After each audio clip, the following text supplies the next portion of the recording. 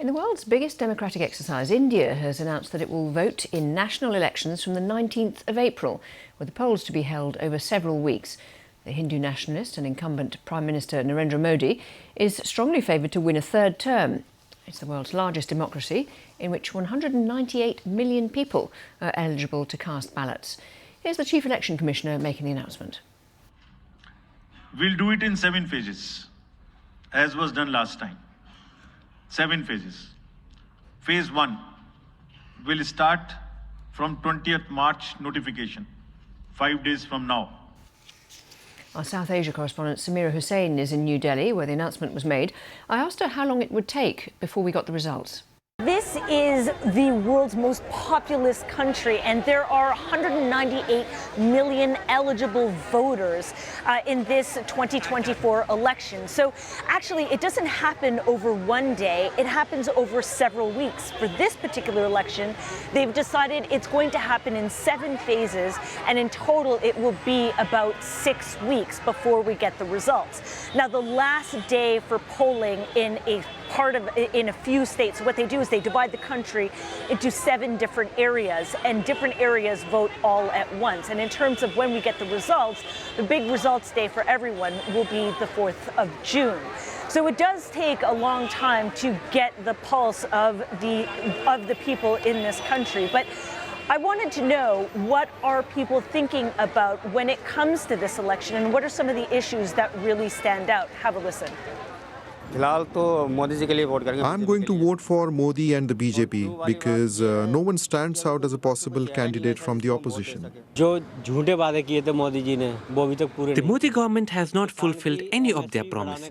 He promised to help the farmers, but he hasn't. I will vote for the one who helps the poor. Each and every one, even if it's someone small, or, even if it's someone poor, someone who doesn't come from a solid background, each and everyone's rights should be heard. And the lower segment of the society, they should also be, their vote should also have a validation. Pollution problem which comes up every time. It's going on every year, and people with bronchitis, elderly people, young people, everybody's suffering. Something needs to be done. We just cannot treat this as a vote bank and not do anything about it.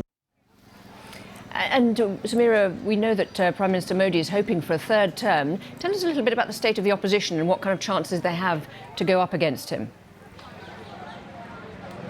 Look, a third term in office is what Prime Minister Narendra Modi is seeking. He has been in office now for a decade, and he has pretty much dominated sort of the north part of the country, the northern part of the country, what's called the Hindi belt.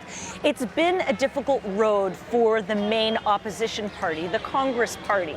They have really tried to make inroads in different parts of the country, but they've really been, they haven't been able to gain that much traction. Part of it has to do with the Prime Minister's BJP, his political party, that really has a stronghold on the country and in terms of disseminating information. But the other problem, of course, is the disorganization within this particular opposition party. That said, if you look at the country, although I mentioned that, the Prime Minister really pretty much dominates the north part of the country, if you look at the south, there's a lot of regional parties that actually are able to sort of keep the BJP at bay.